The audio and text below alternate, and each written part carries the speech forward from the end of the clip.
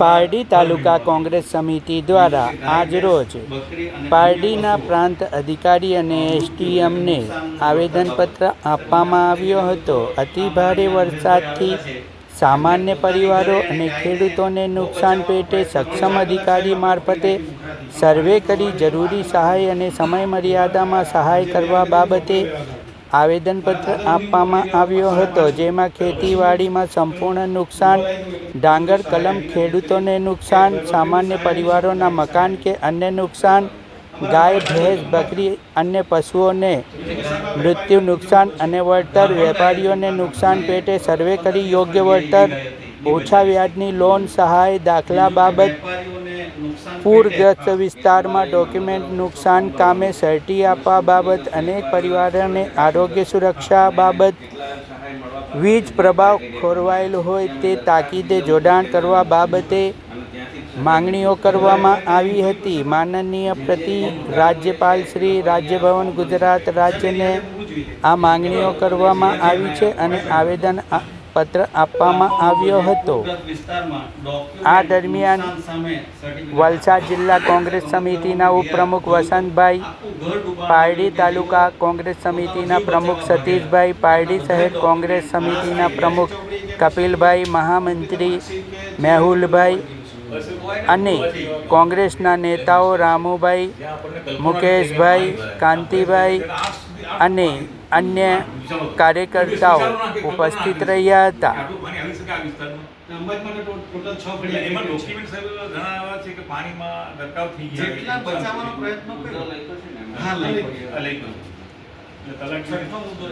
અનેક પરિવારોને આરોગ્ય સુરક્ષાના કામ રેલના કારણે આરોગ્ય માટે જોખમનો પ્રશ્ન ખાસ સાહેબ દવા થોડી છટકાવે હજુ ટીમ આવી નથી દવા.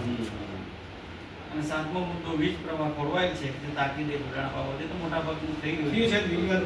પણ સાહેબ મુખ્ય મુદ્દો એ કે ઘર જેનું એકદમ ધ્રસ્ત થઈ ગયું છે, કાચું ઘર છે, એને ઘરમાં જીએસબી નાખીને હમણાં એની ઉપર ચટાઈ પાથરીને સૂતા છે એવા ઘરો પણ છે, જે પરિયા માં પણ ખરાબ છે. મકાનની બહાર અંદર ઘરમાં કાચા ઘરમાં કાદવ આજે બી હાલ છે. બે મકાન છે તૂટી પડ્યા. આ કરીને વિનંતી છે કે મકાન સાહેબ મળી ગયા છે. મકાનની સાહેબની ને ઘર વખરીમાં બી સાહેબ શું પ્રોબ્લેમ આવ્યો? આપણે 6-800 જે આપ્યા છે ને એની અંદર બી પ્રોબ્લેમ છે કે ટેકનિકલ જે કોકના આમ રેશન કાર્ડ એમાં જ્યારે જોવામાં આવે છે કે આદિવાસી વિસ્તારમાં કંઈક નામમાં આમ કે સુમનબેન છે, સુમીબેન, એવા ટેકનિકલ કારણસર ઘણાની સહાય અટકી ગઈ છે. એટલે એવી સાહેબ ધ્યાને લેવડાવવા એટલે આ ઉપર 1 થી 7 મુજબ અતિ મહત્વના પ્રશ્નો અતિ ભારે વરસાદથી નુકસાન પેટે થયેલ જાતની વ્યવસ્થા કરવા અમારી નમ્ર વિનંતી છે. એક મિનિટ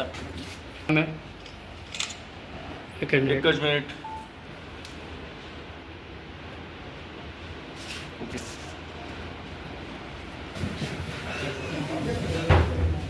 સાહેબ રજૂઆત એવી છે ખરેખર કોનું કેટલું નુકસાન થયું છે રિપોર્ટ પૂરા સરકાર સુધી પહોંચે એ જાતની સૂચના અને જેમના મકાનો એટલું સાહેબ એ થઈ ગયા છે એનું શું પ્લાનિંગ સિસ્ટમમાં છે? એ તો જે આવાસ યોજનામાં જેનું આમાં શું છે, 2 ક્રાઇટેરિયા છે, 30 થી 70%, 15% સુધી નથી મળતું, પછી 15 થી 30, 30 થી 70 અને 70 થી 100, એમાં 30 થી 90,000 રૂપિયા મળશે.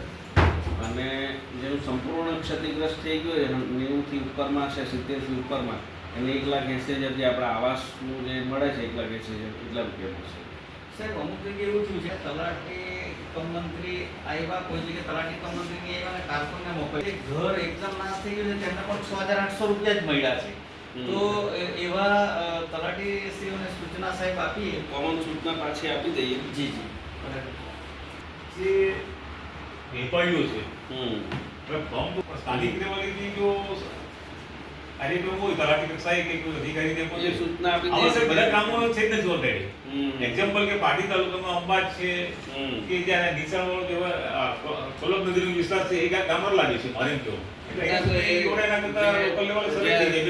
એરિયા છે એના તલાટીને સૂચના આપી દઈએ છીએ કે ત્યાં લોકલ લેવલે એકવાર વાત થઈ જાય. બરાબર. અને સર ગ્રામીણ બેંક છે કે ડીઓબી છે એ બ્રાન્ચ કહી દે એટલે અમે એમના મેનેજરોને કહી દીધું કે ભાઈ એની સાથે જે ખાતું ખોલાવતી વખતે જે કંઈ ડોક્યુમેન્ટ હોય એને કન્સિડર કરી લેવાના એમ.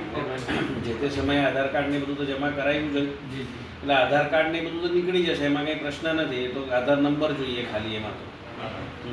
એટલે થોડા એના માટે પ્રક્રિયા ચાલુ કરે અત્યારે હે આપણે અત્યારે એડમિશન પ્રક્રિયા બધી ચાલુ ના એટલે જે આ હા, એટલે અત્યારે જે તે સ્કૂલમાં તમારે અરજી આપી દેવાની રહી છે. તો સ્કૂલમાં એકવાર તપાસ કરી લેજો. બહુ પહેલાં આવી પરિસ્થિતિ હતી કે સ્કૂલમાં આપવાની હતી, અને અથવા તો ગાંધીનગર 10માની ને 12માની હોય તો ગાંધીનગર જે આપણું શિક્ષણ બોર્ડ છે, તમે યર કહો એટલે એમની પાસે ડેટા હોય જ.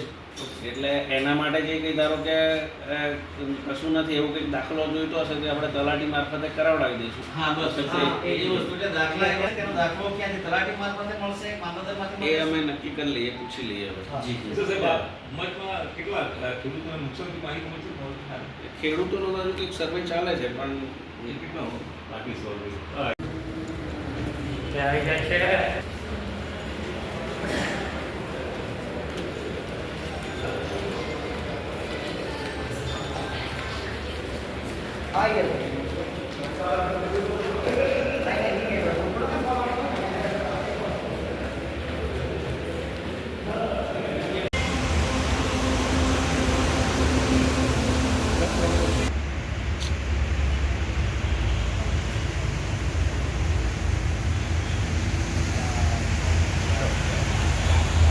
પારડી તાલુકા કોંગ્રેસ સમિતિ દ્વારા અતિ ભારે વરસાદથી સામાન્ય પરિવારનું જે નુકસાન થયું છે એ નુકસાનના કામે આજરોજ મામલતદાર પ્રાંત કચેરી ખાતે આવેદનપત્રનું આયોજન કરવામાં આવ્યું છે.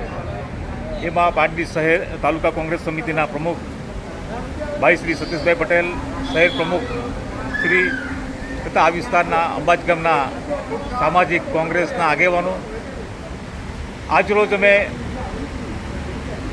મહામહિમ રાજપાલ શ્રીના નામે સંબોધીને આવેદનપત્ર આપવામાં આવ્યું છે. જેમાં પારડી તાલુકાનું અંબાજ ગામ છે એ અતિ ભારે વરસાદના કારણે ગામમાં ખૂબ જ ભારે નુકસાન થયું છે.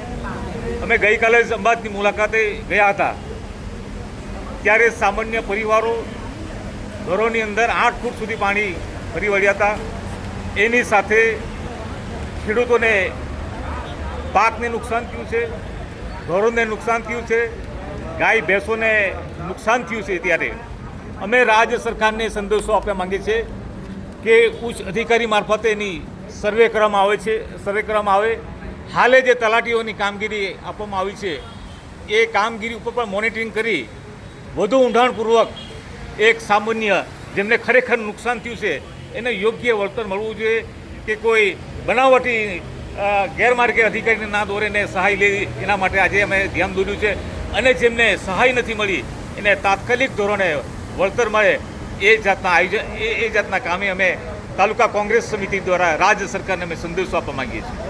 જે 23 જુલાઈથી 25 જુલાઈ સુધી અતિ ભારે વરસાદના કારણે પારડી તાલુકાના અંબાજ, પરિયા જેવા અનેક ગામો અને નદી કાંઠા વિસ્તારમાં આવેલા ગામોમાં અતિ ભારે વરસાદના લીધે પાણી ઘૂસી ગયા, અને જે નુકસાન થયું છે એ નુકસાન બાબતે યોગ્ય વળતર મળે એ બાબતે અમે પ્રાંત સાહેબને આજે આવેદનપત્ર આપ્યું છે, અને રાજ્યપાલશ્રીને આ આવેદનપત્ર મોકલવા માટે વિનંતી કરી છે. બીજું કે આ ખેતીના જે ખેતી ડાંગર રોપેલો હતો એ સંપૂર્ણ પાકને જેનો નુકસાન થયો છે એને યોગ્ય વળતર મળે. બીજું કે જેમણે આ ડુબાણવાળા વિસ્તારમાં જેમના ઓરિજિનલ ડોક્યુમેન્ટ જે પાણીમાં ધોવાઈ ગયા છે અને રેલમાં ઘસેડાઈ ગયા છે, તો એવા ડોક્યુમેન્ટ માટે અસરગ્રસ્ત વિસ્તાર જાહેર કરી એ પરિવારને એક અહીંયાથી પ્રમાણપત્ર આપવામાં આવે, કે જે પ્રમાણપત્રને લઈ અને સ્કૂલમાંથી લિવિંગ સર્ટિફિકેટ હોય, માર્કશીટ હોય, જાતિનો દાખલો હોય, તો એવા જે ઓરિજિનલ પ્રમાણપત્ર છે તે ફરીથી કાઢી આપવામાં આવે. એ માટે આપના માધ્યમથી હું જણાવવા માગું છું કે જે અસરગ્રસ્ત વિસ્તારમાં સંડોવાયેલા છે એવો આવું પ્રમાણપત્ર લઈ અને આવું પ્રમાણપત્ર ન મળે તો અમને રજૂઆત કરે, જેથી કરીને એમને અમે સહાય કરી શકીએ અને એમને પ્રમાણપત્ર અપાવીએ. બીજી વસ્તુ એક છે, એ સંપૂર્ણ ઘર આ રેલમાં તણાઈ ગયું છે અને જેનું અસ્તિત્વ નથી રહ્યું, તો એને સરકારશ્રી મારફતે તાત્કાલિક ધોરણે મકાન સહાય આપવામાં આવે. તેમાં પ્રાંત સાહેબે એમને આશ્વાસન આપ્યું છે કે 50% કે તેથી વધુ નુકસાન ઘરને થયેલું હશે તો એમને 90,000 રૂપિયા સહાય તાત્કાલિક ધોરણે ચૂકવવામાં આવશે. પરંતુ જ્યાં સર્વે થયું છે ત્યાં સર્વેમાં તલાટી કમ મંત્રી કે અન્ય અધિકારી મારફતે સર્વે કરાવવામાં આવ્યું છે. ત્યાં એમણે ફક્ત સર્વે કરી અને ઘરને નુકસાન થયેલું બતાવ્યું છે, પણ એમને ફક્ત ને ફક્ત કેશડોલ રૂપે 6,800 રૂપિયા જ મળ્યા છે. તો એવા પરિવારને પણ અમે વિનંતી કરીએ છીએ કે જેઓ પણ અહીં સંપર્ક કરે અને એમનું પૂરું ઘર નાશ થયેલું હોય તો તે પ્રમાણેની સહાય અને 50% નુકસાન થયેલું હોય તો તે પ્રમાણેની સહાય સરકારશ્રીમાંથી મેળવે. બીજી વસ્તુ એ છે કે જેઓ નાના દુકાનદારો છે એમના પાણી ઘૂસી જવાથી સંપૂર્ણ દુકાનમાં જે વસ્તુ ભરેલી નાશ પામ્યા છે એવા નાના કુટીર ઉદ્યોગના જે લાભાર્થી છે એઓએ પણ અહીંયાથી સાહેબે આશ્વાસન આપ્યું છે પ્રાંત સાહેબે કે એમનું ફોર્મ અહીંયાથી ભરવામાં આવશે. એમનું ફોર્મ ભરી અને એઓ જિલ્લા ઉદ્યોગ કેન્દ્રોમાં ભલામણ કરશે અને તાત્કાલિક ધોરણે ઓછા વ્યાજે એમને પણ સહાય ચૂકવવામાં આવશે અને એમને લોન આપવામાં આવશે.